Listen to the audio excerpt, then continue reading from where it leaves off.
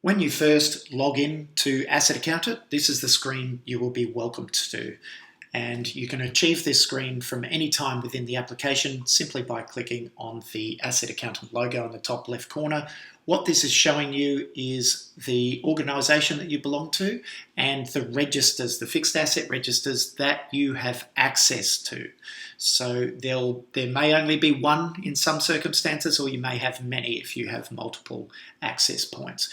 What I'm going to do in this particular example is show you this, which is a zero integrated fixed asset register. All I need to do is click onto here and you're given a rolled up view of the fixed asset register. So what I'm going to show you is just give you a little bit of a walk around. On the left-hand menu are your access points to low-value pools. You can import assets, draft assets, and journals, which I'll explain in a moment, and settings, register settings, and so forth.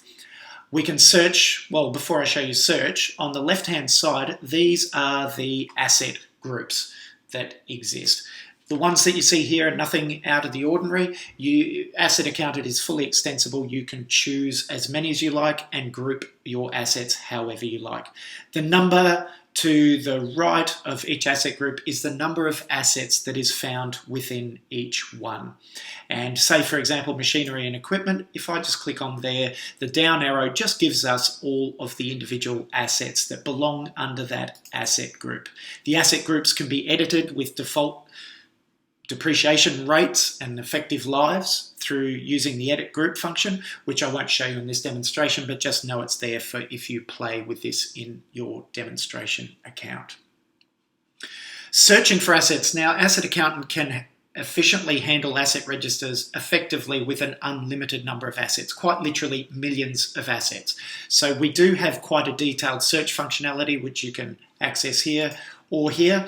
And really easy to use. Just search for a server, for example, and in this register we've got 4. You can add filters to search by group, or in this case we've got some profit centers. You can search by location. You can always clear that and search for any asset in a register. Up the top here we can switch from a tax view to accounts view at any time, which brings up our 2 regimes, and as you can see, almost instantly. And we're currently viewing in this period. Asset Account allows you to view your asset register any period, past, present, or future. And there are some really easy ways to do this by period, year to date, or even in whole financial years. On the top here, we can export any view into an Excel spreadsheet. We know accountants really love to manipulate data, so we do enable that. Any view that you are in, you can export the data. We can add an import, which I'll explain in a moment, and reports. We've got all reports that you're used to and would expect. So for example, asset summary, group summary, disposals and acquisitions, and forecasting. And just remember that you can set whatever period of time, even a bespoke period of time, a custom period, a standard period, totally up to you. And that data can be extracted into a PDF or a CSV file. I'm going to show you an existing asset before I show you how to add an asset. So just for the purpose of the demonstration, I have an asset that is called widgets. Now what you are seeing here is the view of this particular asset. Tax, accounts, details, got some actions, we can delete if we reverse various things, we can reverse certain events that are applicable to an asset, we can edit it, we can do a whole lot of things. But first of all, we can have a look at our tax, and this shows that this particular asset is set for 7 years diminishing value, but for accounts its prime costs 7 years, so the differing rates, and therefore the differing depreciation. What you're looking at down here is just all of the depreciation by period ever since the asset was first purchased on the 25th of July 2019. Again, you can export your data however you see fit. Various actions you can do. You can add components. So say for example, you've got a motor vehicle and you add a CB radio to it. I don't know, some really fancy CB radio, and you want to depreciate it differently, but have a parent-child relationship. That is totally possible. Or you might have $30,000 spent for 30,000 widgets. You can add an opening quantity, and then in the future you can sell or write off this asset in full or partially. So you might want to sell 5,000 of 30,000 widgets and show all of your depreciation numbers accordingly. Details of the asset, classifications. So we've got some cost centers set up here. You can transfer in between. The cost center for this demonstration register is by capital city. This can be split up by as many classifications as you need, or classifications, or you might have projects, however you want to split the data up for your journals. Custom fields can be added, so you might like to add a serial number or a license number. That is easily added, and also attachments can easily be added, whether it's a file, might be a warranty or a invoice, or even a picture image of your particular asset, or a barcode. That is all totally possible, and you can add a link, say, to a document management system if you use SharePoint or something like this. So really, really easy to use. And we've got various other things you might like to do. You can reassess, you can transfer to a pool if you're using a tax pool, you can adjust for either depreciation or opening balance dates, and you can also add different taxable use. So the default is 100%, but you might choose to have an asset that's 80% depreciable. I'm just going to go into, I just mentioned the classifications for a moment. I'm just going to go into the register settings. This is where we can set up the said pools, the low value pool, which I'll show you in a moment. And classifications is a tab here. This is where we can add any classification that we like, might be project or whatever. And then when you run journals, your information under each asset group will be split by the depreciable value for each of those. We also integrate with various software solutions. This is integrated with Xero, and that enables one-click journaling, which again, I will show you in just a moment. So a function of any asset register is adding an asset.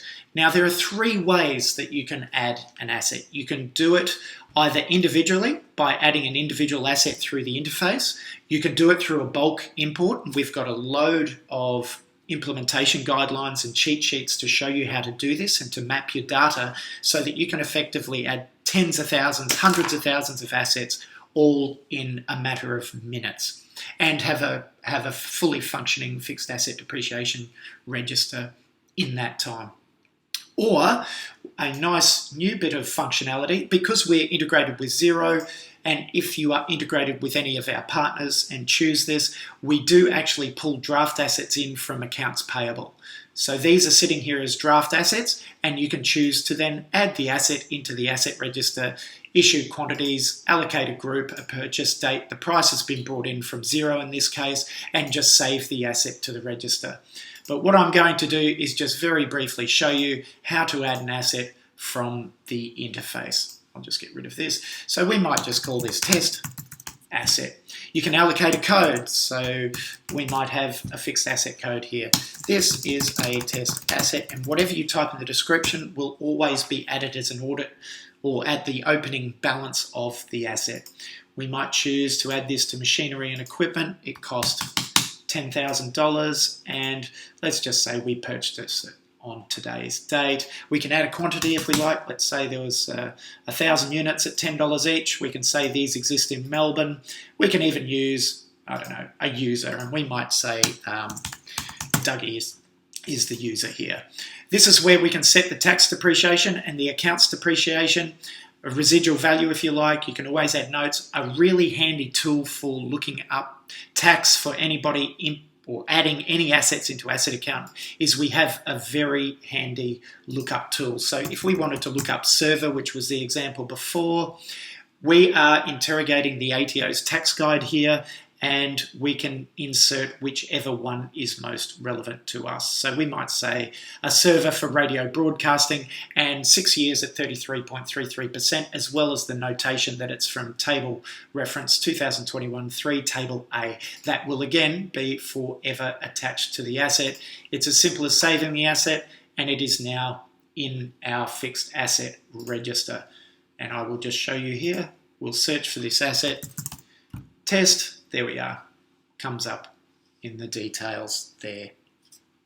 I'll show you the low value pool. I set this register up to have a low value pool. Just very briefly, we can see any transactions opening assets, closing assets. We're in the financial year 2021 here, so we're showing which ones were transferred to the pool, and also closing assets that exist in the pool at the end of financial year 2021. And Asset Account is also intuitive, so that at the beginning of every financial year, or whenever you like, Asset Account will show you however many assets have met the criteria to be able to be transferred into the pool. And it is as simple as clicking transfer. This asset then, the fridge Westinghouse, is now in the low value pool. For tax, you can see here, transferred to the low value pool. But if I go into accounts, you'll see that it is still depreciating merrily and will exist in the reports for accounts purposes. And the last thing that I'll show you very briefly is journals. So in the menu here, you can see we've got a draft journal already prepared. If I click onto that, this is the journal that has been prepared for the end of the financial year to June 2021, and buildings, capital works. So all of the asset groups are listed out, and this particular register is split according to the cost centres of location. So it'll split up the buildings that are in Melbourne, the buildings that are in Sydney, and allocate the general ledger items accordingly. And in this case, you can just post directly to zero. You can choose to add all of the purchase and disposal information. In this case, you probably wouldn't, because that will have been taken care of by zero, but this is up to you. Revaluation, impairment, adjustments, even lease, we cover right of use assets, which I haven't covered, which I'll show you in just a moment. Or if you want to rekey into an existing ERP or a system that you want to rekey into, you can just export this as a CSV and you are able to do that. Just going back to the assets, because I did miss this, I didn't mention it before, but here you can add a hire purchase or a lease asset. Asset Accountant now enables the full reporting of and reporting summaries of leased assets. So that is Asset Accountant in a nutshell, an introduction. We do welcome you to set up trial accounts. You're very welcome to do so, and you can test all of the functionality that exists. We hope that you'll be pleasantly surprised and find that it is quite intuitive. We have a full support channel. Just visit support.asset.accountant. There's a ticketing system you can use there if you run into any trouble, but we also have a whole lot of resources for you to look up how to use Asset Accountant and how to run some of the functions there. So thank you very much for your attention, and welcome to Asset Accountant.